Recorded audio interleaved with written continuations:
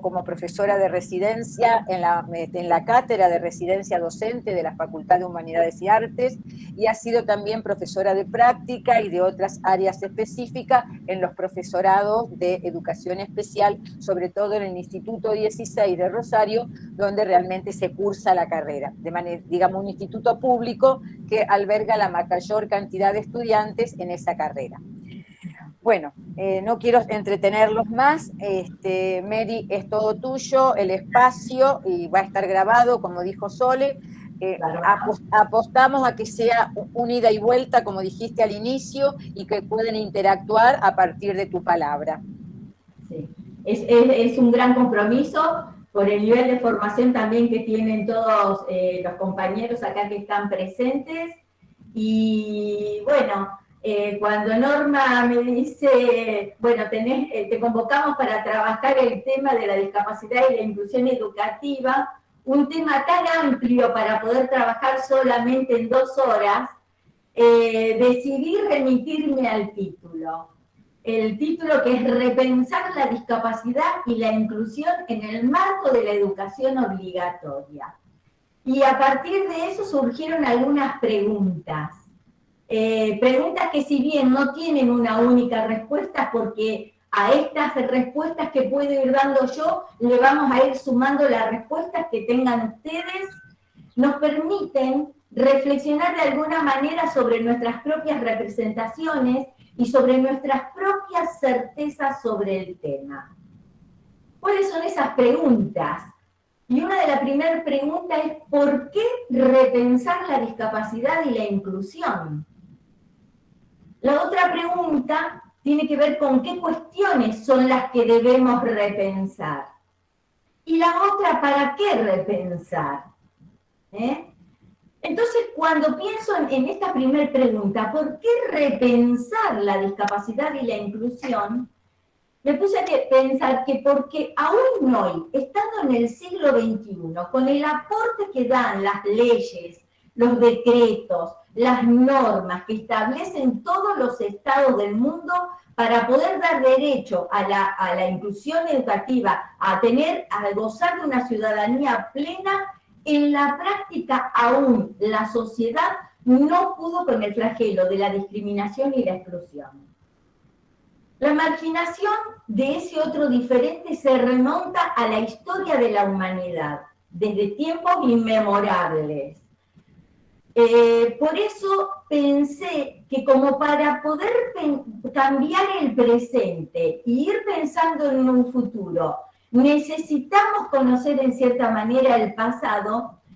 Ahí tuve la idea de hacer un breve recorrido histórico de cómo fue tratado el tema de la discapacidad a través del tiempo.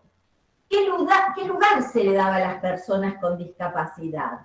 ¿Desde qué paradigma se enfrentaba la problemática? Y desde ahí poder ver si podemos reflexionar sobre qué cuestiones de esos distintos modelos, de esos distintos paradigmas, pertenecen aún hoy, en la actualidad, en nuestra sociedad y en la sociedad mundial, podríamos decir. Entonces, bueno, hay 3 grandes modelos que marcan la historia del tratamiento de la discapacidad. Un primer modelo que es el modelo de prescindencia, un segundo modelo que es el modelo médico rehabilitador, y un tercer modelo por el que estamos transitando y que empezó aproximadamente a mediados del siglo XX, que es el modelo social, el modelo que hoy se llama de los derechos humanos. Vamos a remontarnos a qué cuestiones aparecían, qué cuestiones son significativas en cada uno de estos modelos. En el modelo de prescindencia, fíjense la palabra, no prescindir de ese otro diferente a nosotros. Este modelo estuvo marcado en la historia desde la antigüedad hasta la finalización de la Edad Media. Es decir, desde el principio, podríamos decir, de una humanidad hasta aproximadamente el siglo XV. ¿Por qué estaba marcado? Vamos a hacer dos paralelos en un mismo modelo. lo que fue la antigüedad con algunas de las características y lo que fue la Edad Media con sus propias características. En la antigüedad podríamos decir que la causa de la discapacidad en todo este modelo, podríamos llamarlo también modelo eugenésico y de marginación. Eugenésico sabrán a qué se remite, a eliminar al otro, ¿no es cierto? Y de marginación, bueno, ya la misma palabra lo dice. En la antigüedad la causa de la discapacidad estaba dada en un enfoque mágico religioso. Las personas eran portadoras de mensajes diabólicos. Entonces la sociedad en ese momento prescinde de ellos a través de políticas eugenésicas. Vamos a tratar cómo fue visto medianamente en los tres grandes modelos de la sociedad occidental. En Egipto veneraban a la persona con discapacidad, pero como estaban muy marcadas las clases sociales y la discapacidad está muy en relación a lo que tiene que ver con la economía, a lo que tiene que ver con la guerra y a lo que tiene que ver con ser parte de una civilización floreciente, cuando había una discapacidad entre los esclavos, podía pasar a ser parte de ese modelo eugenésico. Es decir, esta podía prescindir de esas personas. En Grecia ocurre lo mismo. Fíjense, o ser parte de la guerra, una persona con discapacidad se veía impedida. Ser parte de la economía o ser parte de esa floreciente civilización. Se encuentran de los filósofos griegos escritos del pensamiento de Aristóteles y de Platón, donde dice eliminar a aquellas personas que no pueden ser relacionadas con la sociedad, con la civilización griega. Cuando hablamos de Roma, por ejemplo, acá nos encontramos con dos posturas totalmente opuestas o complementarias. Por un lado, se da la retribución de las armas, la retribución de aquel que fue a la guerra. Entonces van apareciendo todos estos elementos protésicos para darle oportunidad de poder continuar dentro de la sociedad. Pero por el otro lado, se legisla la eugenesia a través del pater family. El pater family tiene que ver con que el padre puede comer infanticidio cuando nace un hijo con discapacidad. Podía cometer el infanticidio o otra de las posturas, si no quería cometer el infanticidio, tenía que ver con que podía arrojarlos al Tíbet o podía arrojarlos en canastos para que otro lo tomara a ese bebé y pudiera utilizarlo para la esclavitud o para la mendicidad. Ahí se da el comienzo de la mendicidad de las personas con discapacidad, que toma fuerza, gran fuerza en la Edad Media. Cuando pasamos, fíjense que la Edad Media comienza aproximadamente en el siglo V hasta el siglo XV, dura aproximadamente 1000 años, algunos lo llaman la edad del oscurantismo, a pesar de los avances que hubo también de la ciencia, ocultos. ¿Por qué? Porque la iglesia toma el poder en la Edad Media, está íntimamente emparentada con el gobierno y toma las decisiones, toma las decisiones con el médico, la iglesia. ¿Qué ocurre acá? Las causas, al pasar a ser teocentrismo, las causas pasan a ser totalmente religiosas y demoníacas. Entonces, hay tres modos de ver a las personas con discapacidad. Una que puede ser como objeto maléfico, objeto de maleficio. Eran hijos del demonio o el demonio mismo. Nos encontramos ahí con personas que podían tener discapacidades, una discapacidad como por ejemplo, no sé ahora la palabra, cuando tienen ataques, ¿cómo se llaman? La epilepsia. Los epilépticos. Ataques epilépticos pensaban que eran hijas de brujas, que estaban endemoniados. A estas personas no se las podía hacer, la solución podía ser el exorcismo, la horca o la hoguera. Uno de esos tres elementos. Y acá la Inquisición tomó un poder muy fuerte en cuanto a las decisiones que tomaba en cuanto a las personas con discapacidad. Otra de las maneras de ver a la discapacidad tiene que ver como objeto de diversión. ¿Qué pasa aquí? Fíjense, ¿qué de esto estamos hablando del siglo V al siglo XV? Las personas con discapacidad, objeto de diversión. Y de todo esto sigue permaneciendo, ¿no? Acá cómo aparece como la persona con discapacidad como el bufón del rey o estos circos ambulantes donde se mostraban las discapacidades. Otra de las cuestiones, otro de los objetos, visto como objeto de compasión, y acá es donde toma fuerza la mendicidad. Alguien tomaba una criatura para la mendicidad y tenía un recurso económico a su disposición. De todas maneras, bueno, ya estamos viendo este modelo de prescindencia y de marginación, como siguió marcado, en cierta manera, específicamente el del médico, el próximo modelo, que es el modelo médico rehabilitador. El modelo médico rehabilitador comienza cuando finaliza la Edad Media, cuando aparece en cierta manera, tenemos el humanismo, la ilustración, distintos momentos donde aparece el surgimiento del antropocentrismo, el estudio del hombre, la ciencia empieza a investigar al hombre, profundiza la psiquis humana, se da el estudio de la locura, pero ¿qué pasa? La causa de la discapacidad no tenía que ver con lo religioso acá. La causa de la discapacidad es una cuestión científica e individual.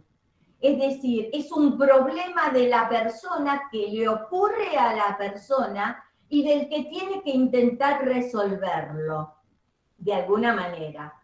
Entonces, ¿qué se dan en todos? Fíjense que la Edad Moderna, vamos a hablar prácticamente hasta mediados del siglo XX, porque dura este modelo médico rehabilitador. Se da a principios del siglo en la aparición de diferentes instituciones de encierro, donde se los recluye, se los margina en asilos, en orfanatos, en manicomios, a todas las personas que eran diferentes. Y cuando hablamos de diferencias, hablamos de personas indigentes, hablamos de personas con una discapacidad intelectual, una discapacidad sensorial o una discapacidad motriz. Hablamos de aquellos que están perturbados psíquicamente. Es decir, cualquiera podía ingresar en la misma institución, donde recién con Pinel se empieza a dar el estudio de la locura de una manera diferente. Acá el médico es la autoridad y el saber, y el eje está puesto en el déficit de la persona. La dificultad en todo esto es que las personas con discapacidad eran vistas como seres perturbados y perturbadores, es decir, era visto como una persona antisocial y un obseso sexual, lo que lleva a que se conviertan en sujetos de prevención sociosanitaria. Por un lado, la prevención social, el encierro, lo que tiene que ver con todas las técnicas judiciales, encierro, tutela, la quita de todos los bienes para protegerlos ¿de qué? De ellos mismos y para protegerlos de los no anormales, de los normales, podríamos decir. Y por el otro lado, hay una prevención sanitaria. ¿A qué llevaba todo esto? A prácticas médicas, como por ejemplo la lobotomía, cirugías craneanas, esterilizaciones con un único eje que era o corregir la discapacidad, normalizar o buscar el cambio de conducta. Son cuestiones muy perversas de parte del ser humano. Fíjense que hasta el año 1970, iniciados por Galton al principios de 1900, que era un sobrino de Darwin, que decía que teníamos que mejorar la especie, Galton empieza una investigación haciendo esterilizaciones a aquellos que consideraba no aptos para la especie y empieza a unir personas aptas para mejorar la especie. Terrible. Entonces, hasta 1970, tanto en Suecia como en otros países como Reino Unido, Dinamarca, se realizaron prácticas de esterilización. Prácticas de esterilización. En este contexto podemos ir observando las concepciones que hay respecto a la discriminación, la desigualdad y la violencia que empiezan a formar parte de un circuito donde se despoja al sujeto de cualquier y de todos sus derechos, ya sea personal, ya sea jurídico o ya sea social. Ustedes, la que quiera interrumpirme, la que quiera ir aportando, por favor, levante la mano, me van diciendo, Mary, había manos levantadas, yo para no interrumpirte, había manos levantadas, Roberto estaba levantando la mano, y después creo que Sami Dupuy, sí. Dale. Roberto. Dale. Yo para no interrumpirte, no. Dale. Interrúmpanme. Dale, Roberto. ¿Qué pasa con la virtualidad? ¿Te das cuenta? Porque es como que no le veo las caras a todos. Está bien, yo tampoco, pero bueno, somos muchos, porque somos 90, 89, 90 personas, por eso. Dale, Roberto. Yo creo que Roberto levantó la mano sin querer, porque no... ¿Y Sami? Sami está por aquí adelante. Y... Bueno. ¿Hay otra persona más? Sí, decime. Roxana Paulón. Roxana. A ver, las escucho. Hola. Yo soy Roxana Paulón, disculpen, estaba comiendo porque recién llegó de trabajar. No, mi comentario era decir que hoy en día sucede lo mismo. Cuando se detecta que un chiquito va a ser Down, pueden abordarlo con libertad en la mayoría de los países. Eso era nada más mi comentario, digamos que en la actualidad seguimos siendo un poco inhumanos, un poco brutos, un poco como que queremos sacarlos de encima. Es un tema muy complejo. Es un tema complejo cuando hablamos de la familia y es un dolor muy grande, una herida muy grande para la familia, tener conocimientos de que puede nacer un niño con una discapacidad. No me gusta juzgar, creo que las personas tienen derecho a tomar determinadas decisiones, porque cada uno en su corazón, en sus sentimientos y en su propia manera de entender las cuestiones, son temas muy difíciles de abordar.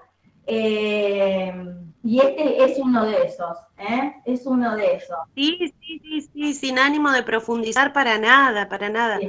Simplemente observo, digo eso, que hoy en día seguimos con lo mismo, que como que digamos que si no están, es mejor.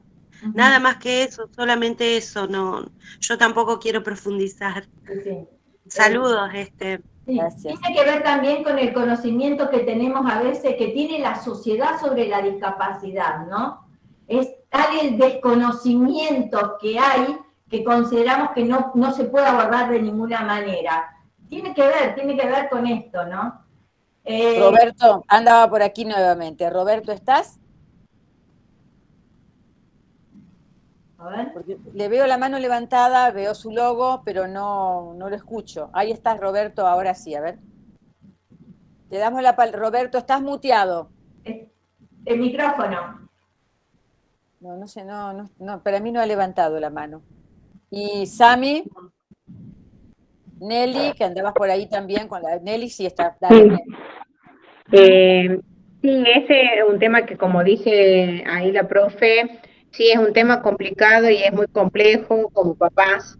Es verdad que a veces uno desde afuera puede llegar a ser, juzgar o no esta situación, pero bueno, yo creo que hay que estar en el lugar de cada papá. Si bien nosotros en ese momento, a nosotros, por ejemplo, como papá, yo cuento mi situación especial, no nos dijeron nada, y una vez que se nos dijo, no estábamos preparados en ese momento, y ahí nomás es salir, no es que puedo ir a psicólogo y esperar 3 meses y recién asumo que soy papá de un niño especial.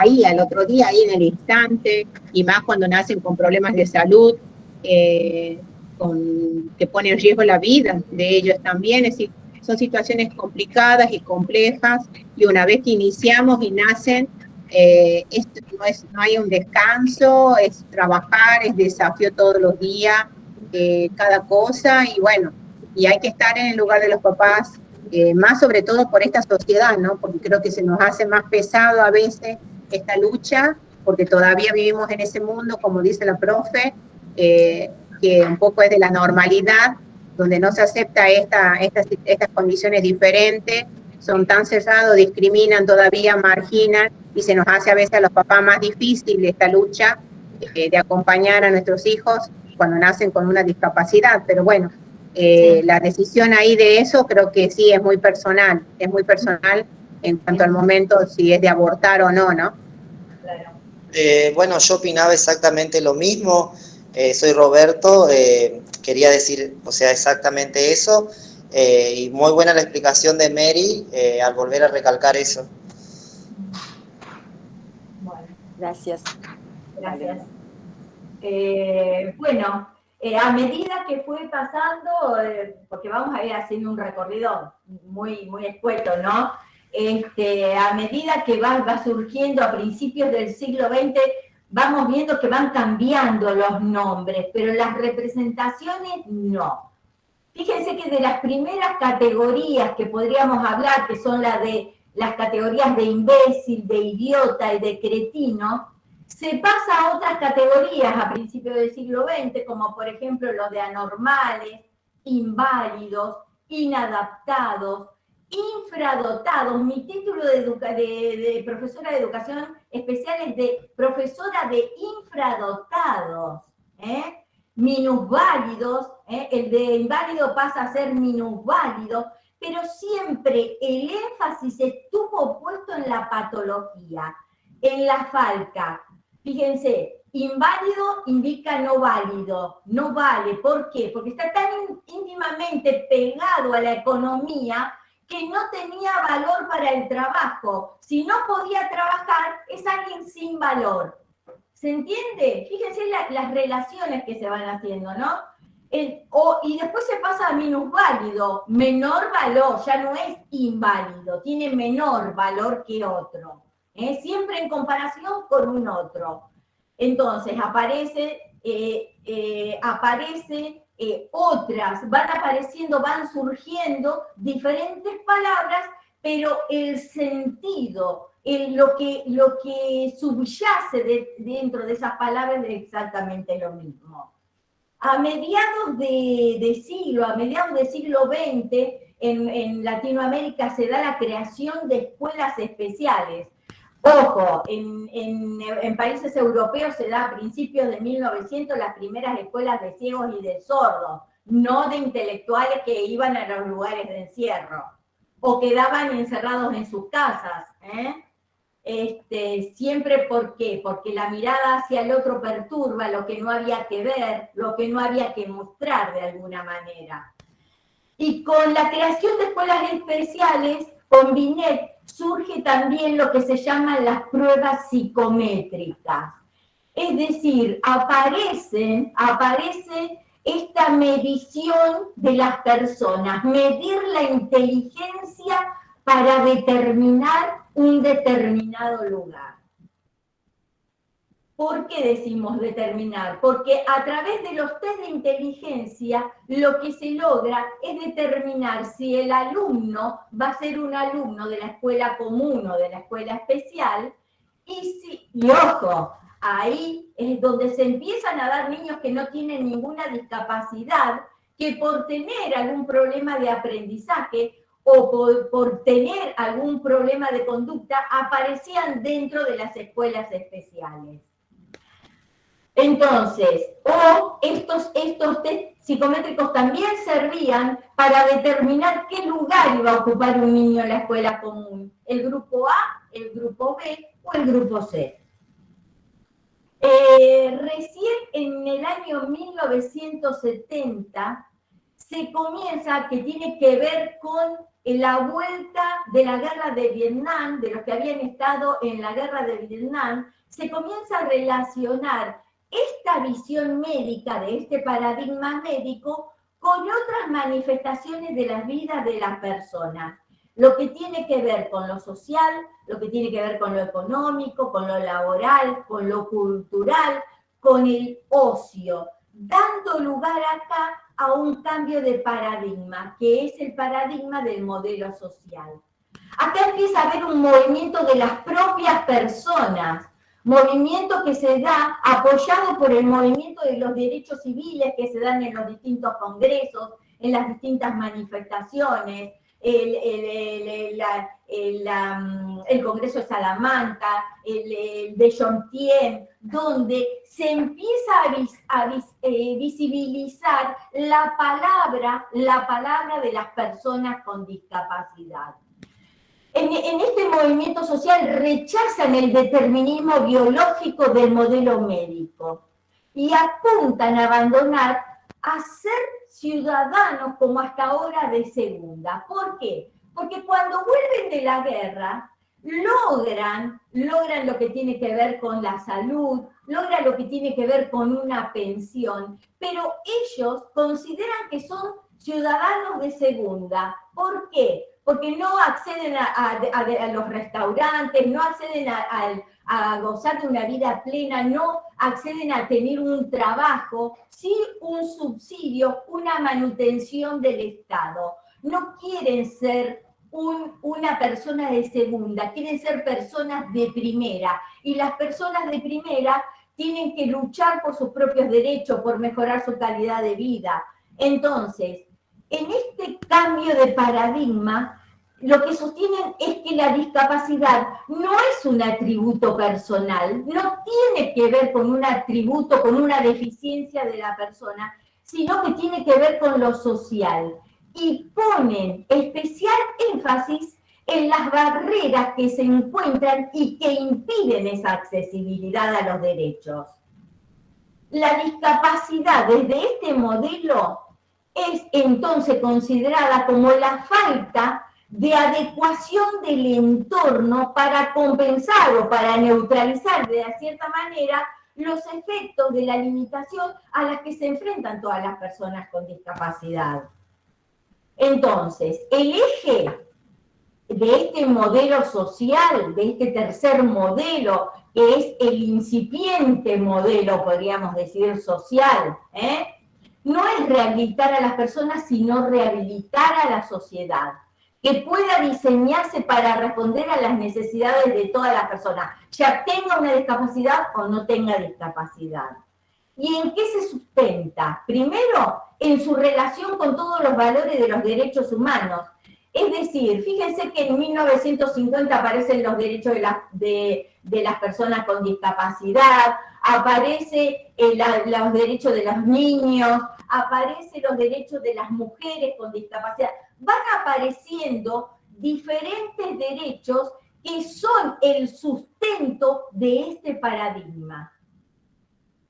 Otra de las cuestiones que tiene que ver, en lo que se sustenta este paradigma, tiene que ver con los principios de una vida independiente, un modelo que surge en Europa, donde se empieza a entender que las personas tienen que tener derecho a vivir solos, a casarse, a mantener una relación con alguien, Es decir, derechos que hasta hace muy pocos años veían vedados. Fíjense que si ustedes buscan en noticias en España de hace muy pocos años, hace 10 años atrás, 15 años atrás, 20 años atrás, van a aparecer noticias donde personas sordas no le permitían casarse entre personas sordas, no permitían a un ciego votar.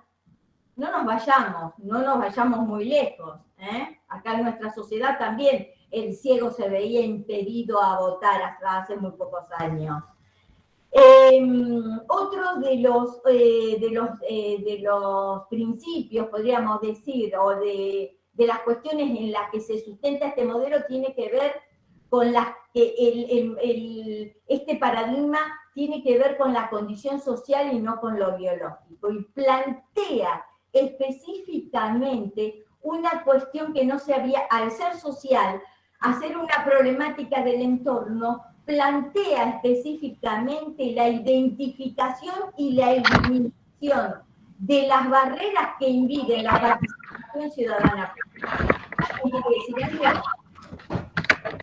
Patricia. No, había alguien que tenía el micrófono abierto. Ahí lo silencié. Bueno.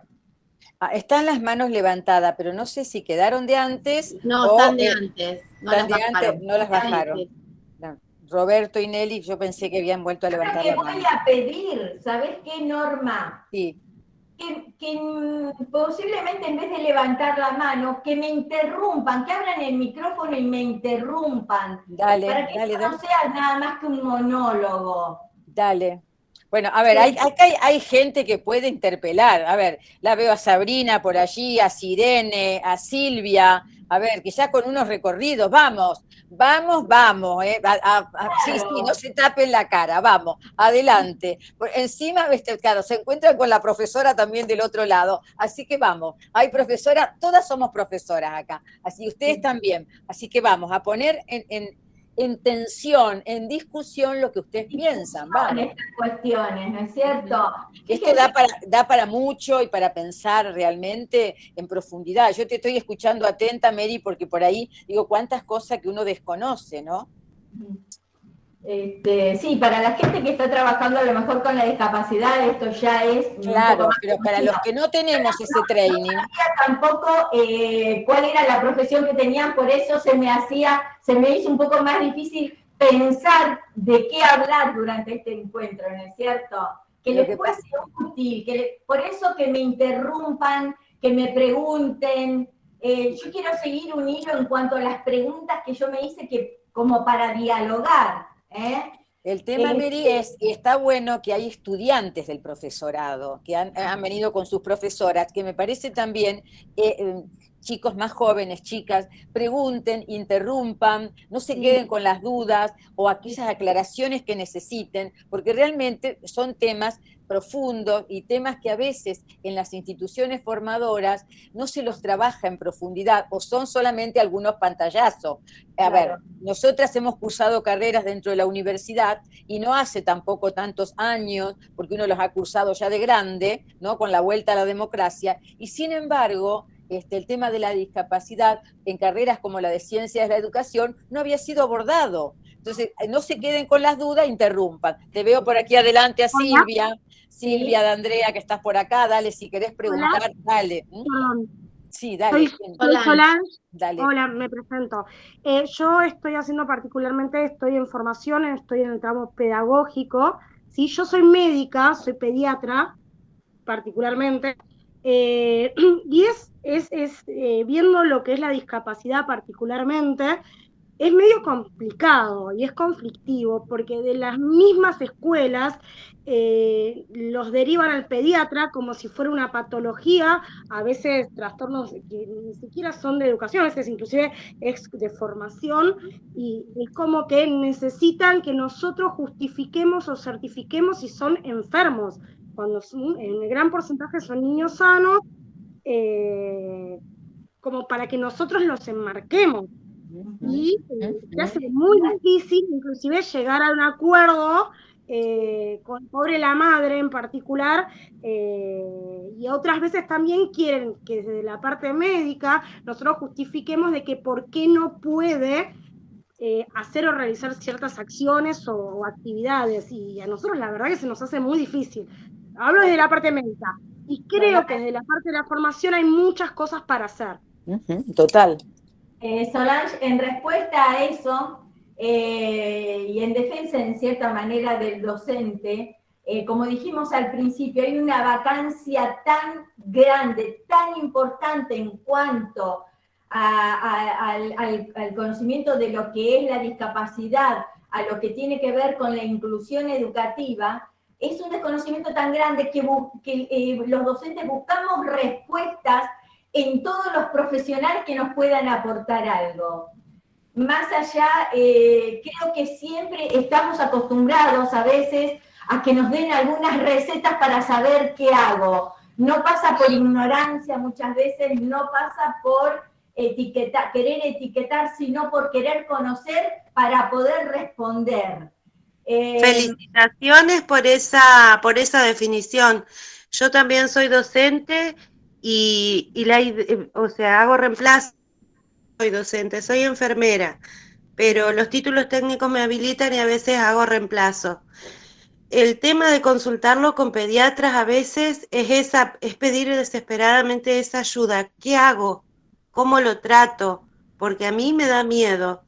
Miedo no en la respuesta del chico, sino de herirlo, de hacerle mal, de hacerlo sentir incómodo, algo así.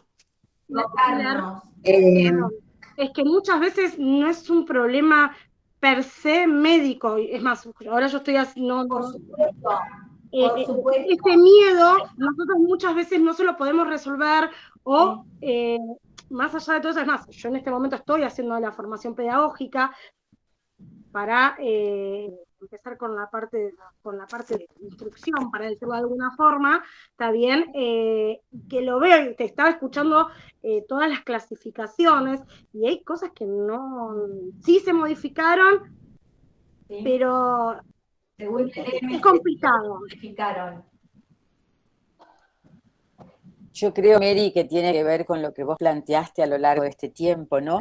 Que lo que no cambian son las representaciones, las concepciones filosóficas que en las cabezas aún persisten. Entonces, cuando eso no mueve, por más que se muevan las leyes, las normativas, las reglamentaciones, ahí estamos con un nudo, ¿no? Me parece, no sé, yo no creo que no solamente con la discapacidad, sino con otros temas también, cuando no hay un abordaje representativo. Un trabajo profundo en lo que tiene que ver la relación entre Estado, sociedad y personas con discapacidad, familias de personas con discapacidad también.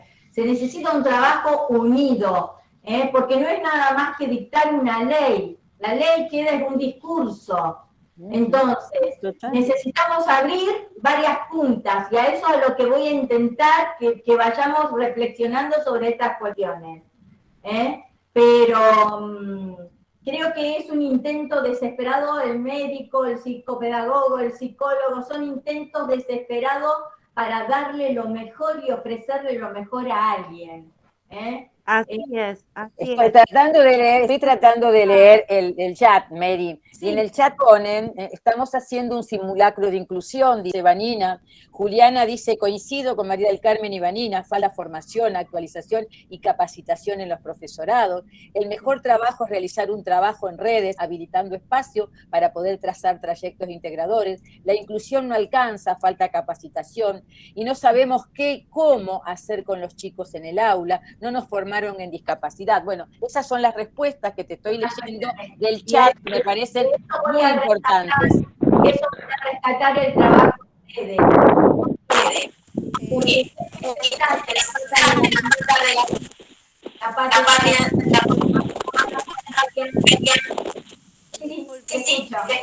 Dentro de lo que es la formación, a mí me toca ser abuela de un niño con discapacidad.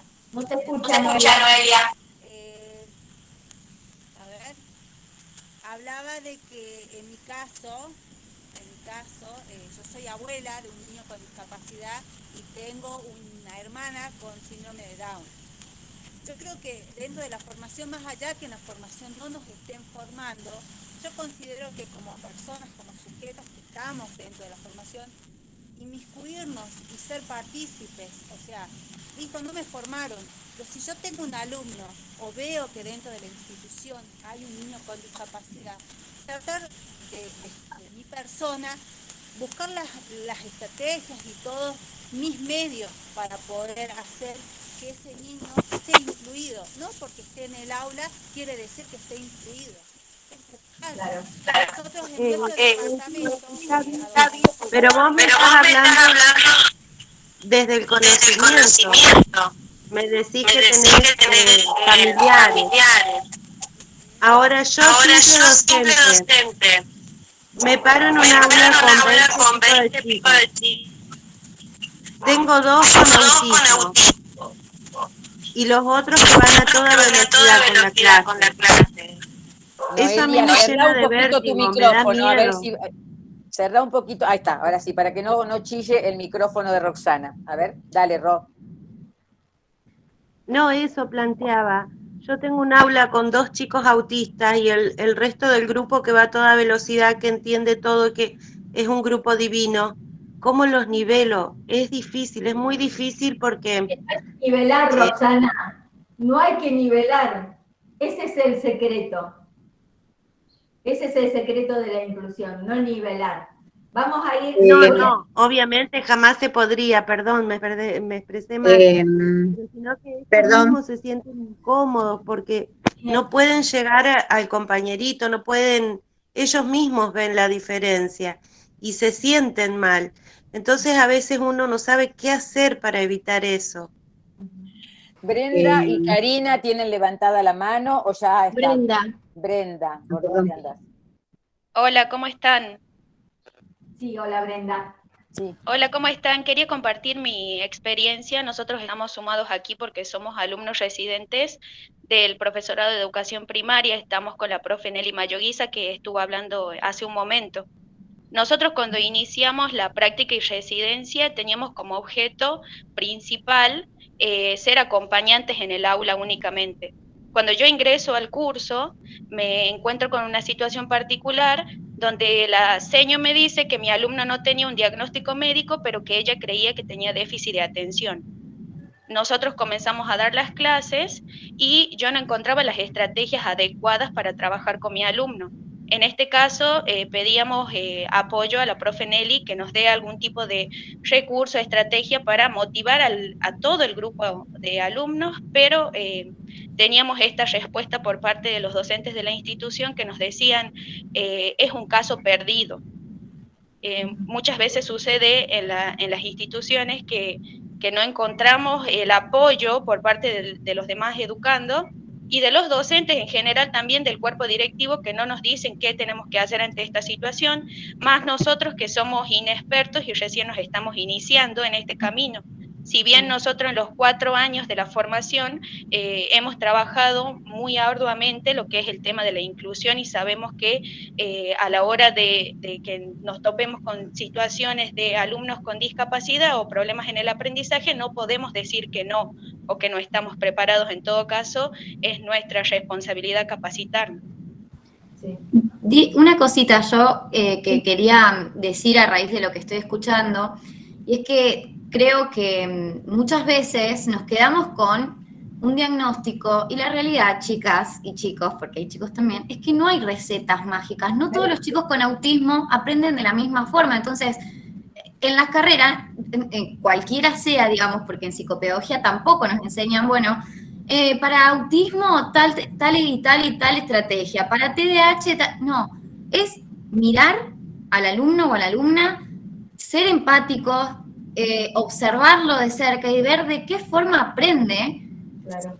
Digamos, sí con las estrategias que por ahí uno tiene como profesional, como docente, pero creo que no hay una receta única, ni un ABC, como... No existe la receta porque cada niño tiene su propia personalidad, su propia familia, es decir, su propio contexto. Entonces no se puede determinar, no se puede etiquetar a un grupo de niños como iguales. No existe la para nadie. Tal cual. O, por ejemplo, recién estaba leyendo que una de las chicas ponía que en la formación no les enseñan cómo trabajar con chicos con discapacidad. Y, por ejemplo, yo pienso, yo no sé cómo trabajar, por ejemplo, cuando un chico va con hambre a la escuela, que también hay que atender a la diversidad, ¿no? Entonces, digo, como para hablar de diversidad y no solamente hablar de la discapacidad. Porque la inclusión va más allá de la Claro, discapacidad. tal cual. En realidad... Darle a todos el derecho. Exacto, eso. A estar presentes, a participar y a aprender. La inclusión tiene que ver con eso. De todos, no solamente de las personas. Tal cual. Incluir y saber diferenciar inclusión de integración.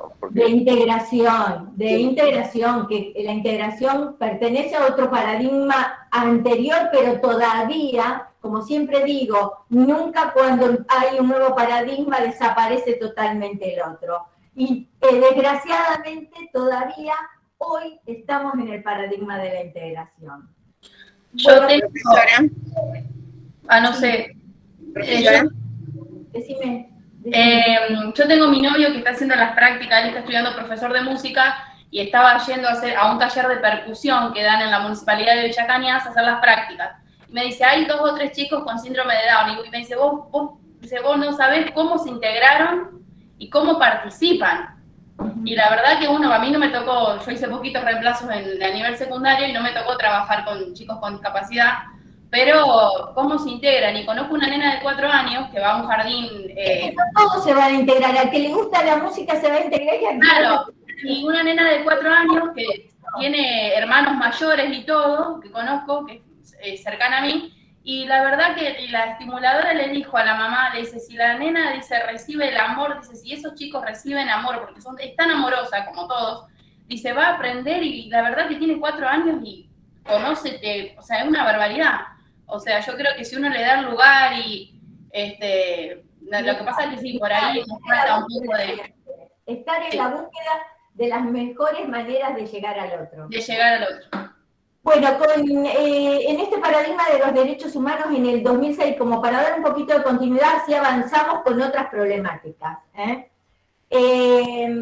Aparece la Convención de los Derechos de las Personas con Discapacidad, fue promulgada en el 2006, y ahí se marca bien que la discapacidad no está definida como el déficit del propio sujeto, sino con el resultado de la interacción entre ese sujeto y sus contextos. Es decir, que ahí surge de esa compleja relación que tienen los sujetos de su condición de salud, podríamos decir, de sus factores personales, con los factores externos. Es decir, que acá la discapacidad no es un problema de la persona, del déficit, sino la discapacidad es una construcción social por las barreras a las que se enfrentan las personas con discapacidad en el contexto. Acá ya surge este nuevo nombre, cómo nombrar a las personas con discapacidad, y es personas con discapacidad. Anterior a esto, hubo otros nombres, niños con necesidades educativas especiales, pero donde el énfasis estaba puesto en el déficit aún. Se los llama también, y todavía se los sigue llamando, personas con capacidades diferentes, y acá nadie tiene una capacidad diferente, nadie tiene cosas sobrenaturales, no son súper inteligentes. Entonces, son términos que tenemos que correr de la sociedad. Hoy hay periodistas que siguen hablando de capacidades diferentes. No existen, no son especiales son las pizzas, dice una que está en TEDx. No hay personas con capacidades diferentes, son personas con discapacidad. A partir de la convención, las personas con discapacidad dicen, nada de nosotros sin nosotros. Nadie puede decidir lo que no decidimos nosotros. Somos nosotros, las personas con discapacidad, las que debemos enfrentar y poner la palabra en el discurso de las leyes, de la promulgación de las leyes, de la promulgación de los decretos, de las ordenanzas y todos los demás. Fíjense que en el 2008 en Argentina se ratifica ese texto de la convención y surge la ley, entra en vigor la ley 26.378.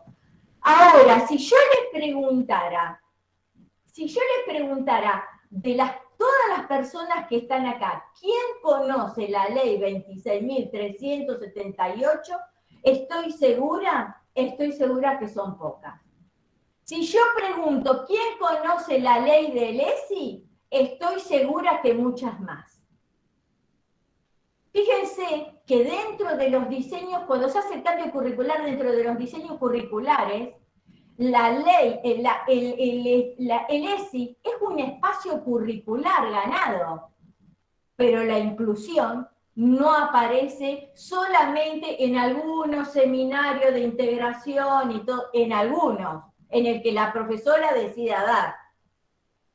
Entonces, esto nos va marcando en cierta manera el lugar que se le da a la discapacidad en nuestra sociedad, el lugar que se le está dando a las leyes en la educación. Todo el mundo conoce la Ley de Educación Nacional. Somos profesores, los profesores por lo menos las conocemos. Muchos conocen la ley ESI, muchos conocen todo lo que... Esta ley atraviesa todas las leyes. Se tuvo que modificar, esta ley aparece, el discurso de esta ley aparece en la Ley de Educación Nacional. A partir de esta ley, de la Convención de los Derechos, se tiene que modificar todas las leyes, los reglamentos, las ordenanzas, los decretos que no dan lugar a la inclusión, que no dan lugar al derecho de las personas con discapacidad.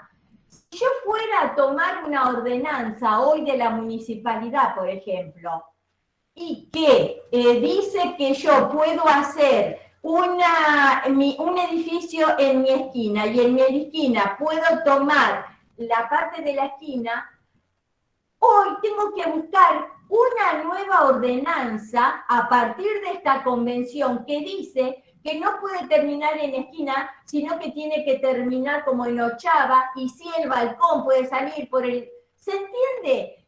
Esta convención logró que se modificara el discurso de las leyes, los decretos, los reglamentos, que no tenían en cuenta a las personas con discapacidad. Fíjense la importancia de esta ley. Entonces, una de las cuestiones más importantes de esta ley, de esta convención, tiene que ver que considera a la accesibilidad, y escuchen bien porque la accesibilidad no es nada más que lo urbanístico, ¿eh? Sí. ¿Alguien quiere decir algo? La mochila negra está la remita más larga. Elin, ¿querías decir algo? No, perdón. Toma la accesibilidad como el elemento clave para abrir las puertas al ejercicio de los derechos. ¿Y qué? Que implica que la identificación por un lado y la eliminación de todas las barreras, de todos los obstáculos, ya sea en el entorno físico, en el transporte, en la información, en la comunicación, y así también como en todos los servicios e instalaciones de servicio público. En cada lugar de servicio público que hay una escalera, tiene que existir o una rampa o un elemento, como por ejemplo la tortuguita que se llama, para que una persona, por ejemplo, con movilidad reducida pueda subir al edificio, como ocurre, por ejemplo, en la Sala de las Banderas, como ocurre en el Correo. Hay edificios históricos donde no se puede modificar el edificio. Entonces, lo que se busca es ajustes razonables, cuestiones alternativas para darle la accesibilidad a todos.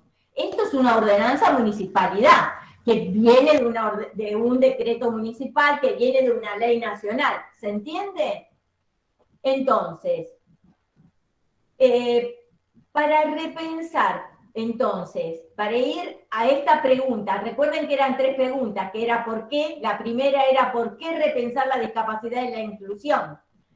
Si yo quiero dar una respuesta a esta primera pregunta, diría, porque a pesar de la historia pasada de marginación y de exclusión, de todas las leyes y los progresos importantes que hay para el reconocimiento de los derechos y de la igualdad de las personas con discapacidad, aún en la actualidad, son todavía muchísimas las personas que encuentran obstáculos para llevar una vida plena y poder participar en pie de igualdad, en todas las actividades de las que gozan todos los ciudadanos. Esa sería la gran respuesta a esta primer pregunta. Puede haber muchas más respuestas. Es como para querer ir dándole un cierre a esta primer pregunta que me hice. Profesora, sí, Nelly. me parece, sí está bueno ahí la respuesta, sino lo que yo siempre me replanteo, porque yo también soy docente, digo, pero ¿por qué? Está bien a veces en distintos otros sectores o instituciones de la sociedad que todavía este proceso tarde, sí, en llegar o de reconocer como persona con derecho a los sujetos con discapacidad. Pero a veces, yo por ahí me pregunto y me asombro y digo, pero ¿por qué la escuela? La escuela tendría que estar primero en este proceso de maduración, podría decirse así, en ese trabajo, en ese proceso. Pero las escuelas, nosotros, yo digo que somos personas que nos preparamos, nos formamos en cualquier área, cualquiera de música, el que fuere. Tenemos, los docentes ya tenemos, no digo vocación, yo no estudié la carrera por vocación, sino lo hice por una salida laboral y ahora asumo mi compromiso, ¿cierto? Entonces digo, pero ¿por qué nosotros los docentes no somos los pioneros en esto? Somos por ahí las instituciones educativas, las que nos encontramos, no sé si en el cuarto, quinto lugar, no sé en qué lugar estaremos, que son las que más ponemos estas trabas y estos obstáculos, por ejemplo, inclusive en este proceso de los niños cuando están entrando al nivel inicial, a mí me costó eso, de ingresar a la escuela pública, también me costó en la escuela primaria. Yo por ahí admito de que por ahí en el correo, en el banco, todavía no sepan cómo van a atender a las personas, qué lugar les van a dar, o en cualquier otra institución, pero las escuelas es imperdonable, las escuelas tienen que ser las pioneras en esto. Sobre todo en los institutos de formación docente, yo soy una luchadora dentro del mismo lugar de trabajo. Ya debemos empezar a gestionar esto. ¿Sabes qué pasa? Que hay una contradicción muy grande cuando hablamos de la escuela. Y yo voy a llegar un poquitito más adelante de esto, que tiene que ver con el modelo del sistema que tenemos de escuela. Por un lado, tenemos que ser las pioneras en esto de la inclusión, pero por el otro lado no se puede todavía modificar un sistema que fue creado con la escuela comeniana. Entonces, es tan difícil encajar la inclusión en este modelo de escuela, tan difícil. Es una de las primeras barreras que tiene la escuela para poder dar lugar a la inclusión. Para ir avanzando en esto que vos estás hablando, la segunda pregunta, ¿se acuerdan que yo dije que me planteé? Era ¿qué debíamos repensar? Y acá a mí lo que se me ocurrió pensar es ¿cuáles son las barreras que impiden esos derechos? ¿A qué barreras se enfrentan cotidianamente las personas con discapacidad? Y acá, bueno, acá sí, Nelly, decime. Sí, bueno, yo nombro una, como por ejemplo, los niños con discapacidad no pueden asistir a escuelas de jornada completa. Por ejemplo, acá en donde yo vivo, está como, no sé, familiarizado que los niños con discapacidad pertenecen a las escuelas de jornada simple, que son de 4 horas. Y nosotros, por ejemplo, yo inscribí a mi hijo en una escuela de jornada completa porque más o menos hice más o menos conozco los docentes y me gustaba y ya había tenido trato, la conozco a la escuela y quería que mi hijo esté en esa escuela, como papá decidimos sí teníamos la posibilidad de elegir, que inclusive esa es otra barrera que los papás no eligen, los niños con discapacidad, parece que no tenemos derecho a elegir en qué escuela mandarlos, es donde nos den el lugar. Y bueno, y esa fue la primera lucha donde parece que una es que los chicos con discapacidad tienen que asistir a una determinada jornada. Y acá se decía que era solamente había que ir a una determinada escuela con jornada simple, no podían asistir a la que estoy ahí. Yo metería esta barrera dentro de una barrera política. Sí. Es una barrera política, es una barrera de gestión. Podríamos decir que esa es una de las barreras las que se encuentran las personas que tiene que ver con la gestión. ¿Qué más? ¿Qué otras barreras? A ver, las que se le van ocurriendo a ustedes. Vamos a ir hablando de estas barreras. ¿Qué se les ocurre? Las infraestructuras. Otra barrera, perdón, ¿no? Otra barrera, profe. Sí. Profe. Otra barrera, por ejemplo, en la reunión con los maestros, al ingresar, me plantearon si es que el niño iba a poder tener todas las áreas. Si podía, si él estaba acostumbrado, a ver si no se iba a perder, si no le iba a hacer mal, de que tenga todos los profesores, que ahora participe en todas las áreas especiales. Hacer pensar algo. ¿Qué nos hace suponer que podemos saber de antemano el futuro? Esa es una de las cuestiones de los docentes. Por un lado queremos completar al otro, el otro que siempre está incompleto. Ojo, hablo de niños con una discapacidad o niños sin discapacidad. Queremos completar. Es uno de los derechos que tenemos los docentes, completar al otro. En el chat están poniendo que una de las barreras son humanas. ¿sí? María del Carmen Laurenti pone barrera humanas, en plural. En plural lo pone. Claro. Y por el otro lado... Prejuicios, dice Sabrina. Sí, Sabrina. Prejuicios. Prejuicio. Querer pensar que podemos saber cuál va a ser el futuro. No lo sabemos de ningún niño, si le va a gustar la escuela, si no le va a gustar, si va a soportar estar tantas horas. De ningún niño lo podemos saber. No solamente, ni tampoco de un niño con discapacidad. ¿Se entiende? De ningún niño. Eso tiene que ver con un determinado prejuicio. Noelia levantó la mano. No sé, ¿querés hablar, Noelia? Sí. Dale. Sí. Sí, Noelia. Más fuerte. Cuando hablaban del prejuicio humano, nosotros vivimos en un pueblo. Este pueblo está acostumbrado, no sé cómo están acostumbrados, estamos viviendo en un momento, como dice, estamos cambiando. Hay muchos niños dentro de nuestro departamento con discapacidad. Entonces, el prejuicio humano, cuando los llevas al hospital, no saben cómo atenderlos.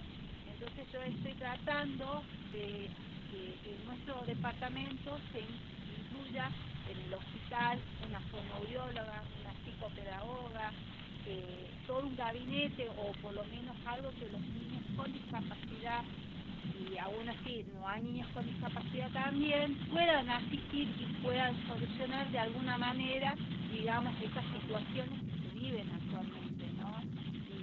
Y en humanos sí, porque también cuando ahí la profesora Nelly Mayorista comentaba de que están diciendo pueden, todos los niños pueden, en menor o en mayor medida todos. Que tiene que ver con las barreras, de las actitudes, específicamente. Acá se juega todo lo de las representaciones. ¿Quién más quiere decir algo? Alguien dijo barreras físicas, arquitectónicas. Buenas tardes. Tenemos... Discapacidad también. ¿Sí? Las escuelas comunes que no los aceptan si no tienen un acompañante. El acompañante, por supuesto, tiene que ser pagado por los papás. Y hay papás que no pueden con ese gasto económico. Sí, bueno, cuando hablamos del económico podemos tener una base para poder, pero le hablo de cualquier niño, ¿no? Para poder, lo que decíamos antes, un niño para que pueda aprender, para que pueda estar, necesita tener las necesidades básicas cubiertas. Y bueno, es una obligación del Estado que esas necesidades básicas cubiertas no podemos exigir una inclusión, no solo digo de un niño con discapacidad, lo que Flavia Terilla habla de las cronologías de aprendizaje, ¿no es cierto? Un niño que viene un día a la escuela, 2 días no viene al tercer día. ¿Qué podemos hacer como docentes para que ese niño aprenda algo cuando hay una discontinuidad propia del nivel socioeconómico, del nivel social que representa la vida de ese niño? Entonces, necesitamos sí o sí que estén esas necesidades básicas cubiertas desde lo económico para que un niño aprenda, para que un niño permanezca, para que un niño participe. Paula tiene la mano levantada. Sí. ¿Sí? Paula. Buenas tardes, Mary. Bueno, me presento, soy profesora de educación especial. Hace 15 años que estoy trabajando en lo que es inclusión, en su momento le llamábamos integración, ahora tenemos que cambiarle la etiqueta y hablar de inclusión. No somos docentes integradoras ahora, sino nos pidieron que nos llamemos en los informes que escribimos como docente de inclusión, lo cual tampoco me gusta, porque si hablamos de inclusión, todos entonces deberíamos ser docentes de inclusión. Bueno, yo en relación a las barreras, lo que puedo decir, una gran barrera que tenemos hoy, y por lo cual también entiendo al docente de la modalidad educativa común, esa desesperación por nivelar, yo creo que viene del sistema graduado que tenemos. Si desde los marcos teóricos nos solicitan, nos impulsan a que trabajemos con trayectorias singulares, entonces, ¿por qué estamos trabajando en un sistema graduado? ¿Sí? La gran barrera que tenemos, sí, hay barreras culturales, barreras vinculares, como la discriminación, el ninguineo, barreras edilicias, perfecto, porque es un paradigma de la complejidad y esto hay que evaluarlo desde las distintas aristas, incluso desde lo económico, como algunos recién decían, de las barreras económicas donde muchas familias no tienen acceso. Eso también en la discapacidad es un plus. O sea, hablando del modelo social, la evaluación de barreras contextuales son múltiples, ¿sí? Yo lo que puedo decir como docente que trabaja para la inclusión hoy en día, lo más difícil que se nos hace es trabajar en un sistema de inclusión dentro de la modalidad educativa común con un sistema graduado, donde el docente tiene la presión de a fin de año haber cumplimentado con tantos contenidos en el nivel secundario. Tiene la obligación de acreditar. ¿Por qué? Porque exactamente, la acreditación es algo que todavía no está... Ya está armado por niveles, por un lado, la gradualidad donde se dice qué contenidos se deben dar en cada uno de esos niveles y grados, y por otro lado la temporalidad. Son las tres elementos que cuando se conjugan, cuando se asocian, es nefasto. ¿Por qué? ¿Por qué? Porque un niño que tiene discontinuidad en el aula, que no aprende los contenidos que se establecen, que se da a través de una evaluación, ¿no es cierto? Porque encima de eso, que no acredita esos saberes, repite. La repitencia, existe todavía la repitencia. ¿Cómo podemos incluir en un lugar donde el niño que no aprendió, que no acreditó un saber, tiene que repetir? ¿De qué inclusión? Entonces, es muy difícil en este sistema educativo. Es una falacia hablar de inclusión. Es un intento de querer incluir. Es un intento, pero debemos modificar nuestro sistema educativo. Debemos modificarlo. Mary, sí.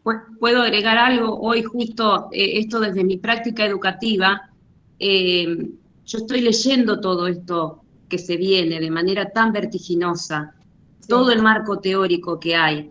Ya pasamos a hablar de adecuaciones curriculares a configuraciones de apoyo, de necesidades educativas especiales a necesidades educativas, porque hay que pensar en el todo. Hasta hace poco venimos trabajando con adecuaciones curriculares. Ahora el marco teórico nos dicen que adecuaciones... Sí, o sea que tenemos que tratar de cambiar la forma de enseñar para no caer en las dificultades del aprendizaje de los alumnos. Yo estoy de acuerdo con toda esta teoría y hoy le dije al equipo de mi escuela, pongámonos a estudiar porque todo este marco teórico me está pesando, porque siento que es algo ideal y utópico en un sistema que no encajamos. Claro. Pero estoy feliz y lo celebro que se esté empezando a modificar y hablar. De acá a que logremos la inclusión, estamos a largos años, nos falta. Igualmente evolucionamos bastante, trato de ser optimista porque de toda esta historia que vos contaste, Mary, hay rastros todavía históricos, pero también evolucionamos, porque hace 20 años atrás, cuando yo empecé a trabajar en inclusión, la cantidad de gente que hay hoy acá en este encuentro ya nos está determinando, nunca me imaginé que iba a haber esta cantidad de gente, ya nos está determinando la necesidad de que queremos lograr un cambio. Tenemos una necesidad personal y una necesidad social de querer un cambio. Entonces, esto ya es un valor extra a toda esta situación. Sí, ¿querías decir algo, Magalí? ¿No? Me pareció que levantaste la mano. Entonces, para ir poniendo qué otras barreras, porque vamos a seguir avanzando en todo esto, yo me había anotado algunas barreritas, como por ejemplo, las barreras arquitectónicas. ¿Por qué? Porque me he enfrentado, cuando he sido supervisora, un niño en sillas de ruedas que no le permitieron ingresar a un jardín de infantes porque se entraba por un pasillo y la silla de ruedas, el niño vivía a una cuadra, y la silla de ruedas no entraba por el pasillo. Ese niño tuvieron padres de extrema pobreza, podríamos decir, y había que ver la posibilidad de que la madre llevara al niño a otro jardín, a un jardín, al núcleo del jardín, con lo que significaba en una silla de ruedas, el transporte y todo lo demás. Entonces, esta es una gran barrera, pero se hace barrera cuando hay alguien que se niega a hacer algo por eliminarla. Cuando hay alguien que se niega a pensar que esa barrera impide el derecho de otro. Entonces, las barreras de edilicia, también nos encontramos con las barreras en las calles, en los parques, en cualquier edificio. En los edificios si alguien tiene que usar momentáneamente una silla de ruedas, Norma, vos vas muerta. Digo circunstancias... Me lo dicen porque vivo con escaleras, por eso se me está diciendo eso. Me estás gastando en público, me estás gastando en público.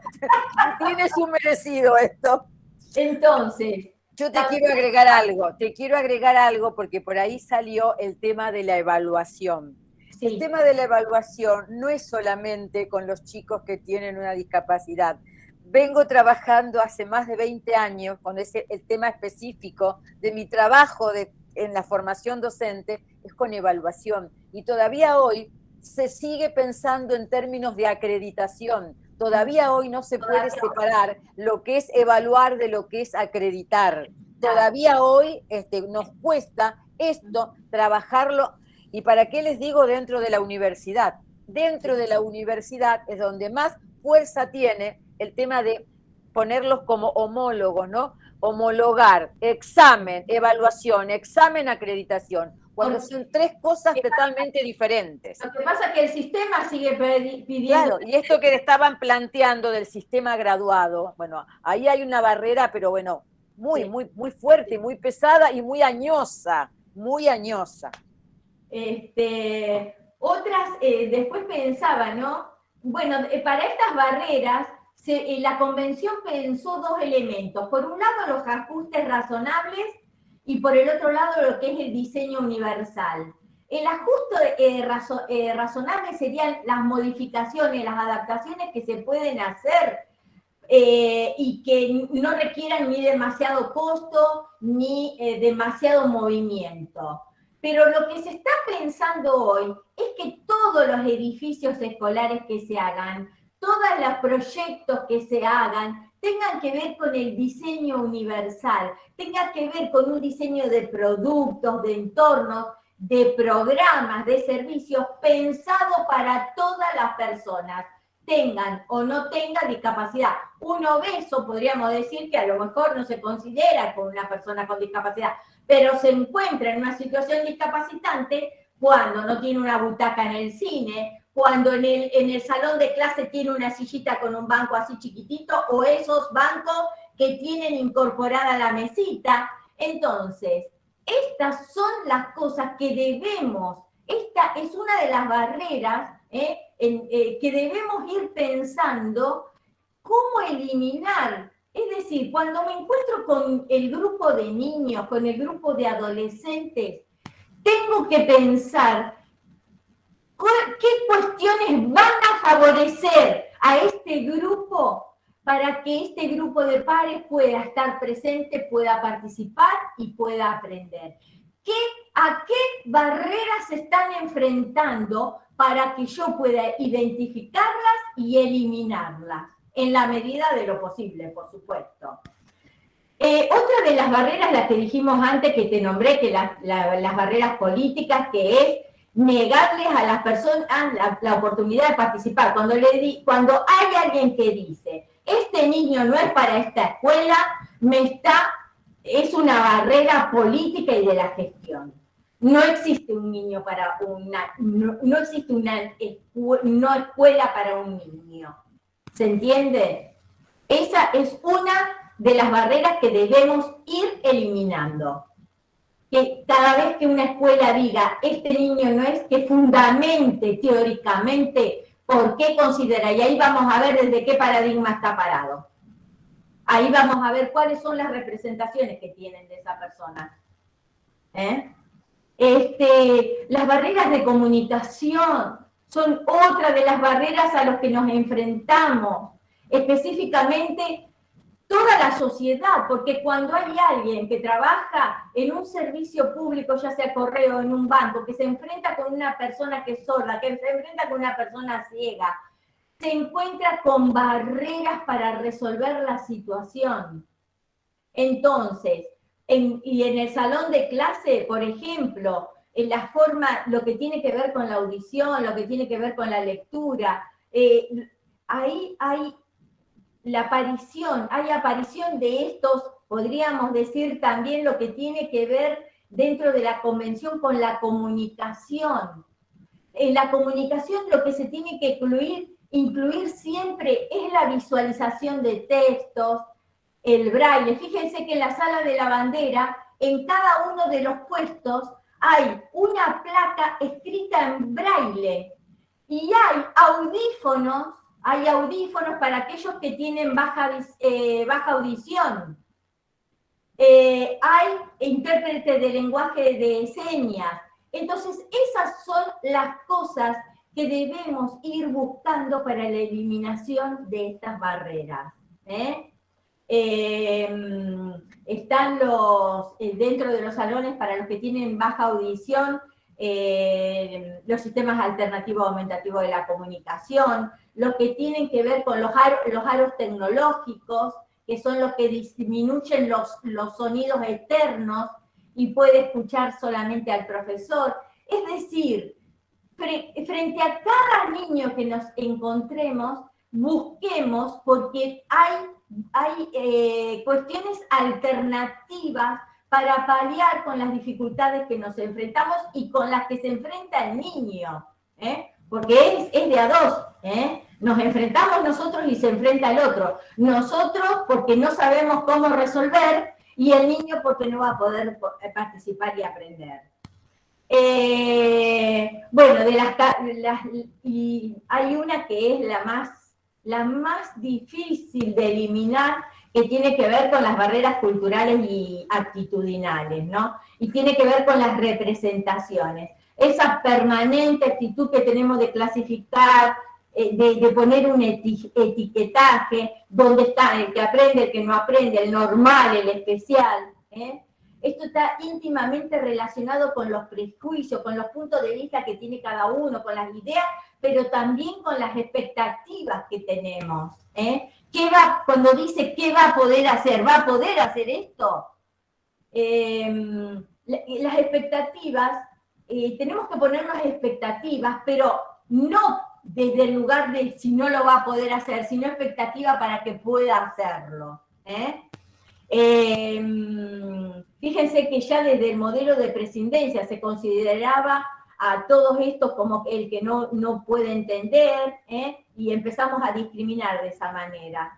Las barreras culturales, las actitudinales, son las que constituyen la base de las desigualdades, ¿eh? Y son las de mayor relevancia, desgraciadamente, debido a que están muy arraigadas culturalmente.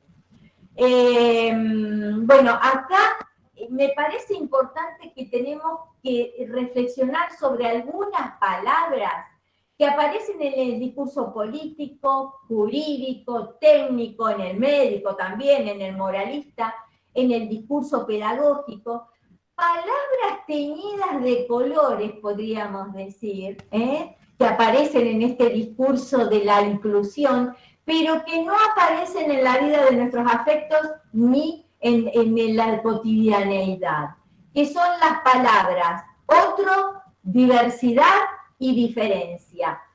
Estoy segura que no hay un solo escrito que hable de inclusión donde estas palabras no aparezcan. Cuando hablamos, pero ojo, muchas de estas palabras son palabras de moda, eslogan, pero totalmente vacías de contenidos. Y ese es el riesgo que se corre. Generalmente cuando hablamos de la palabra otro, nos referimos a aquello con lo que no soy, lo que no quiero ser y lo que nunca seré. Estas palabras generalmente están teñidas de toda la filosofía del ser, de la psicología del yo, de la pedagogía de la diversidad y de la alteridad. Entonces, tenemos que ser muy cuidadosas cuando decimos y cuando nombramos la palabra otro. Y ser reflexivas. A mí me encantaría haberles preguntado a todos ustedes, ¿qué piensan ustedes cuando dicen otro? Y sí, decimos otro como el que no soy. El que no soy. Pero si yo te pregunto, ¿cómo sos? ¿Quién sos? Porque con la palabra, con el otro yo logro mi mayor identificación. Yo soy estudiosa, soy trabajadora, soy una buena persona. Y entonces, ¿el otro quién es? ¿Por qué? ¿Por qué veo así al otro? Porque hay una tendencia a pensar al otro como una exterioridad, como algo que existe pero que está fuera de nosotros. Lo malo es que recubrimos de negatividad esa exterioridad. Entonces el otro no solo es el que no soy, sino que es el que me perturba. Es lo malo, lo negativo, lo despreciable y lo que deberíamos eliminar. Lo que no entra en el nosotros. Hay una película que posiblemente ustedes hayan visto que se llama Relatos Salvajes. En esa película, cuando aparece Sbaraglia que va manejando un BMW y se le cruza una chata, un auto todo rotoso, la imagen, las palabras, lo que dice, lo que piensa Sbaraglia de ese otro, en la película es terrible. No sé si la vieron, véanla, porque realmente en esa película aparece lo que es el otro para determinadas personas. También a veces es vista como colonialidad al otro. ¿En qué sentido? En el sentido de la colonialidad, hay un libro que se llama, bueno, ahora lo tengo por acá atrás, pero ahora no me acuerdo cómo se llama, que tiene que ver cuando Colón llegó a América. El descubrimiento de América, ahí me acordé, de Todorov.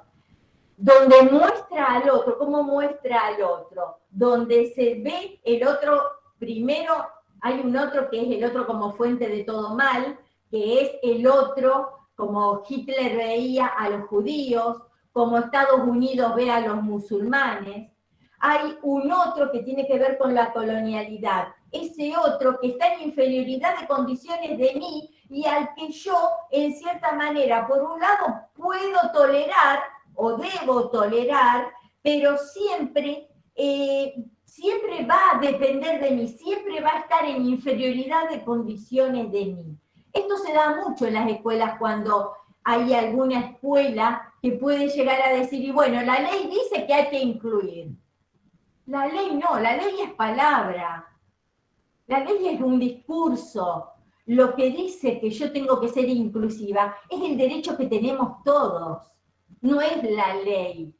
La ley debería estar por detrás de las acciones, no por delante, no porque la ley lo dice, sino porque la sociedad lo piensa, porque nosotros, cada uno de nosotros lo pensamos. Entonces, nosotros generalmente llenamos al otro con la antítesis de nuestra propia identidad. ¿Por qué? Porque es así como afirmamos nuestra identidad. Necesitamos al loco para decir que somos normales, necesitamos al vago para decir que somos trabajadores. Y acá lo que aparece es esta palabra otro íntimamente relacionada con la palabra diversidad y diferencia. Porque el otro, lo que me diferencia del otro es la diferencia, es la diversidad. ¿Qué es la diversidad? La diversidad es la de semejanza. Si yo busco en el diccionario, dice de semejanza, distinta naturaleza. Si busco diferencia, ¿qué dice el diccionario? Es la cualidad que nos hace único, repetible, bla, bla, bla, bla, bla, bla. ¿Qué pasa acá? ¿Por qué, si ya está tan bien descrito en el diccionario qué es la diversidad, si ya sabemos qué es la diversidad, qué es la diferencia, ¿por qué discutir con estas palabras? Porque hay palabras que parece que estuvieran fuera de toda sospecha, como si no pertenecieran al campo de significado que implican los procesos de asignación de sentido. Estas son las palabras que tenemos que poner a cuestionar. ¿Qué pienso yo cuando pienso del otro? ¿Qué pienso? ¿Qué es el otro? ¿Quién es el otro? ¿Qué conlleva ese otro dentro de esa palabra? ¿Qué subyace en esa palabra? Entonces la diversidad, por un lado, se convirtió en un recitado. El diverso es él. El diverso es ese otro. Y cuando hablo de diferencia, entonces acá peor todavía. ¿Por qué?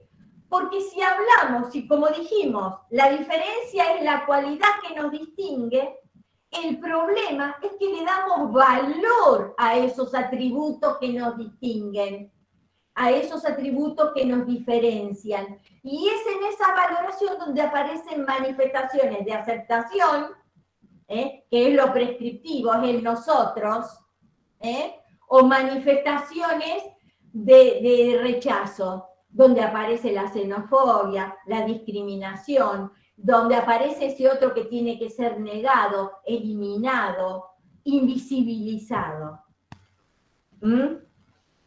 Ahí aparece el racismo, ahí aparece la discriminación, ahí aparece la desigualdad. La diferencia no tiene que ver con la persona, sino con quien la ve y con quien la nombra en ese sentido. Estamos en lo que Scliar llama el diferencialismo. No sé si alguna vez deben haber leído Scliar. Yo amo a Scliar. El diferencialismo dice que es ese proceso por el cual hay un dedo señalador que muestra quiénes son los diferentes, y en ese mismo acto que los señala, los constituye como tales. Y ahí aparecen ellos, depositarios de las marcas que los hacen diferentes.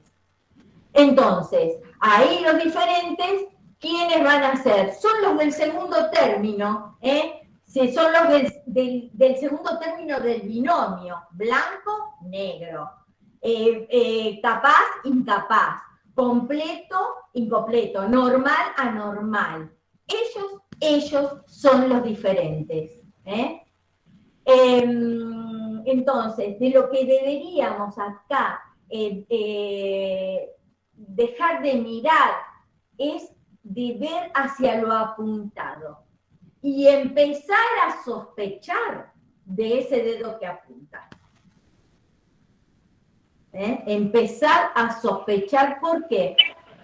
Porque cuando hablamos de esto, cuando hablamos de estos binomios, este binomio que surge también en la modernidad, el blanco y negro, el bueno, el malo, el lindo, el feo, el flaco, el gordo, se mide con una vara, una vara que la elige un grupo determinado. Hay alguien que dice como el deber ser de la persona.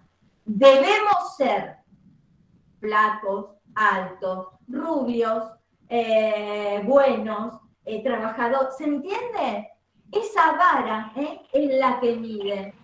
Acá les podría dar un ejemplo de una sobrina que tenía yo que se fue a vivir con un hippie, pero no lo voy a dar porque no nos va a alcanzar el tiempo. Entonces, cuando seguimos hablando de barreras, lo que tiene que ver a la inclusión educativa, como dijimos, están las políticas, tenemos estas normativas contradictorias que por un lado vemos que hablan a lo mejor de necesidades especiales todavía, se sigue con una terminología vieja, se pide que hablemos de inclusión y tenemos un sistema que no condice con eso, escasez en la profesionalización docente, el Estado no se hace cargo gratuitamente de la profesionalización docente, la falta de recursos humanos. Fíjense que cuando se hace la obligatoriedad del nivel inicial, se crean instituciones de nivel inicial y cargos de nivel inicial. Cuando se hace la obligatoriedad del nivel secundario, se crean institutos de nivel secundario, se crean cargos. Cuando se hace esa obligatoriedad, la escuela especial chiquitita tiene que abarcar, porque como pasa a ser una modalidad de todo el sistema educativo, tiene que abarcar la integración o el proyecto de integración de toda la obligatoriedad, desde el nivel inicial hasta el nivel secundario. ¿Con qué recursos? Con los mismos recursos. ¿Por qué? Porque el nivel especial no produce, porque la educación inclusiva no produce, porque siguen siendo en estas representaciones los desvalorizados, los in. ¿Se entiende? Sí. Profesora. Sí, Andrea. No, yo quería decir que por ahí también es una cuestión de mercado esto, como usted decía. Exacto, económico. Las personas como que las que no pueden cumplimentar el hacer la mayor cantidad de cosas en el menor tiempo posible, no les sirven al mercado y es más que todo ideológico y político, ¿no? Ideológico y político. Entonces, lo que no lleva dinero a las arcas, lo que no produce, no tiene sentido de ser financiado. Es muy perverso.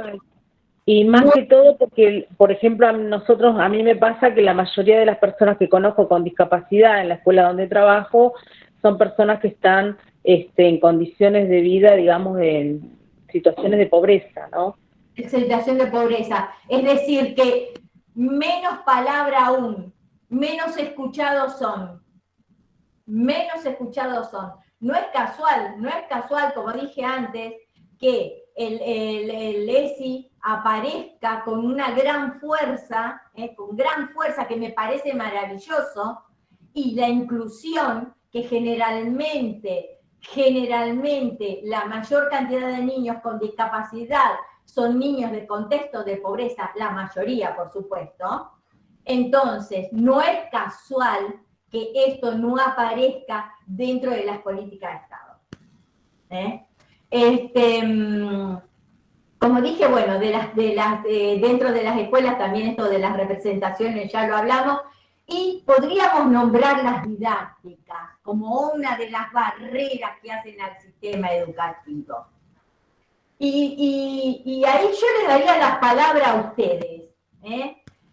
Voy a nombrar algunas de estas barreras con las que nos enfrentamos, que tiene que ver, por un lado, con esto que dijimos del sistema, ¿no es cierto? Ya dijimos del sistema, de la gradualidad, de la temporalización, de la acreditación, que en cierta manera van en contra de lo que hace a la inclusión educativa.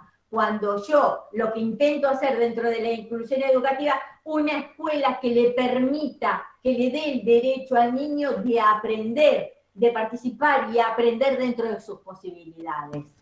Entonces, hay algunas cuestiones que sí o sí dentro de la institución educativa tenemos que ir modificando, que tiene que ver con los espacios, que tiene que ver con los tiempos, que tiene que ver con la competitividad a veces que se produce dentro del aula, cuando deberíamos empezar a pensar en el trabajo colaborativo y el trabajo colaborativo y cooperativo, fundamental para que un niño aprenda, fundamental, con otros, el niño aprende con otros y ayudando a otros también. Un currículum, en este currículum que está estructurado en disciplinas, cuando deberíamos empezar a pensar en proyectos diversificados, un proyecto, lo que antes se podría haber llamado un proyecto globalizado, donde intervengan las diferentes disciplinas, pero además de que intervengan las diferentes disciplinas, donde cada uno amplia lo que se llama el diseño universal del aprendizaje, donde cada niño pueda participar haciendo algo dentro de ese proyecto. Hay algunos que podrán trabajar con pictogramas, hay otros niños que podrán trabajar haciendo un video, otros sacando fotos, otros buscando en internet, es decir, dar la posibilidad de diferentes estrategias que permitan de alguna manera que el niño pueda aprender. Ver cuáles son esas estrategias, diversificar las estrategias, es fundamental. Por otro lado, el encuentro entre la familia y la escuela es fundamental, que se cree un nivel de confianza de la familia con la escuela, pero la escuela tiene que demostrar que este niño va a poder. Si yo empiezo a pensar, le digo a una madre, como me comentaron recién, y este niño podrá permanecer, y este niño ya lo estoy poniendo en el no puede. Pongámonos expectativas de que sí puede. Después se irá viendo en el tiempo. Bueno, en la profesionalización, en que cada institución debería armar grupos de estudios, pero que se ponga en contexto con lo que ocurre en la escuela, no solamente desde la teoría, que se ponga en la escuela con el grupo de niños con el que trabajan, con el grupo de adolescentes que trabajan. Esta es la realidad que tenemos. Con esta realidad tenemos en contexto, con esta realidad es con la que debemos trabajar. Es fundamental. De ahí, entonces, si yo me pongo a pensar que esta era la segunda... Sí. ¿Alguien quería decir algo? No. Bueno, si yo entonces... ¿Hay alguien nuevo que tiene el micrófono abierto? Mary. Sí. Cuando usted hablaba de que no solamente... ¿Está hablando Noelia? Sí, pero no se escucha nada. ¿Ahí me escuchan? Hola, ¿ahí me escuchas? Se escucha muy poco. Ahí... Acércate al micrófono. Yo hablaba de esto de apostar a poder trabajar en grupos colaborativos con los mismos alumnos. Si los niños por ahí o el otro discrimina, es porque realmente no les estamos enseñando. La escuela es una institución que ellos desde el primer grado, desde la sala de 3 años, ya comparten. Mi hija, que tiene 6 años, ya sabe que tiene a su tía que tiene una discapacidad, ella comparte con su sobrino que tiene 5 años, comparte, sabe que tiene una discapacidad y no lo hace de menos. O sea, hay que enseñar desde la escuela a compartir, a que si el otro aprende de una forma, ¿por qué no acompañarlos y que ellos también aprendan de la forma que su compañero está aprendiendo? O sea, ahí es a donde nosotros podemos hacer la diferencia, con esas estrategias que todos puedan trabajar de la misma forma y puedan aprender, para que el día de mañana sean sujetos que no discriminen al otro. Noelia, te digo algo, te pongo un ejemplo. Hay un ruido. Mi nieta, mi nieta a los 3 años va a un jardín y había una compañerita 2 años más grande que ella, una compañerita con síndrome de Down. Entonces volvía del colegio, de su jardín. ¿Qué hiciste? ¿Qué no hiciste? Jugué mucho con Elena. Tengo un problema, dijo un día. No le entiendo porque habla en inglés. Fíjense cómo la cabeza que discrimina es la del adulto y no la de los niños. Hasta el día de hoy ve la foto familiar, la foto porque iba a los cumpleaños y demás, y no hace muchos días la mira y me dice, vos sabés, ahora tiene 10, Juliana, y me dice, nunca más pude ubicarla a Elena, cuando nos cambiamos de colegio, de salita, porque yo me fui a otra y ella también a otra, no nos vimos más, y yo la busco en las redes, pero no la encuentro. O sea que para ella ve la foto, ahora con 10 años, tampoco la ve diferente. No. O sea, somos los adultos los que vemos al otro diferente. Hay un video, Norma, hay un video que se llama Con ojos de niño, algo así, donde va apareciendo, es un experimento donde aparecen, dividido con una tabla, el padre o la madre y la hija o el hijo. Y van apareciendo, tienen que imitar lo que aparece en la pantalla. Y entonces imitan las distintas caras que hace la gente y todo lo demás. Cuando aparece una niña con discapacidad que hace así, el niño la imita y el adulto se queda como asombrado, sin hacer nada. Entonces, esto nos determina el nivel de discriminación y de representación, lo que representa al otro, que tiene que ver con la mirada, con esta mirada que tiene un niño que no discrimina. No, por eso te digo. Y el adulto no es que lo haga, se siente, ¿por qué? Porque cuando nos encontramos frente a una persona con discapacidad hay una perturbación, Siempre hay una perturbación, no sabemos cómo tratarlo, no sabemos cómo comunicarnos, no sabemos, es decir, incomoda en cierta manera por esa misma perturbación que no tiene un niño. Entonces, para terminar esta segunda pregunta y poder pasar a la tercera... Me parece que tenés que ir cerrando, Mary, porque estamos llegando a horario. Trata de sintetizarlo, porque yo veo que algunos se están yendo, porque algunos por trabajo y otros porque... Para cerrar esta segunda pregunta, que era qué cuestiones entonces son las que tenemos que repensar, quedaron ahí habladas, o identificar y eliminar las barreras, ir en búsqueda de constantes mejores maneras de responder a la diversidad, transformar el funcionamiento de la escuela y la propuesta pedagógica, buscar no solo la presencia, sino también la participación y el aprendizaje. Eso es fundamental en una escuela inclusiva. Despojarnos de los prejuicios, de construir esta imagen prefijada del otro, abrirme a la pregunta, dudar de nuestras certezas, apostar por la solidaridad, la hospitalidad y la convivencia. Desechar lo que se llama tolerancia, que es una palabra blanda y que nos exime de tomar responsabilidades. Arriesgarme a una relación, ahí donde hay relación, ahí donde hay encuentro, desaparece el otro. ¿Se entiende? Donde hay una relación, desaparece el otro, visto de la manera que lo veíamos, ¿no? Dialogar con el otro y callar con el otro. Hay un texto de La Rosa y de Escliar que dice que somos impunes al hablar del otro e inmunes cuando el otro nos habla. Tenemos derecho a decir lo que sea del otro, pero cuando el otro me habla, cuando el otro me pregunta, ahí es como que estoy en un nivel de superioridad y no respondo. No le doy importancia. Y la tercera pregunta que era ¿para qué?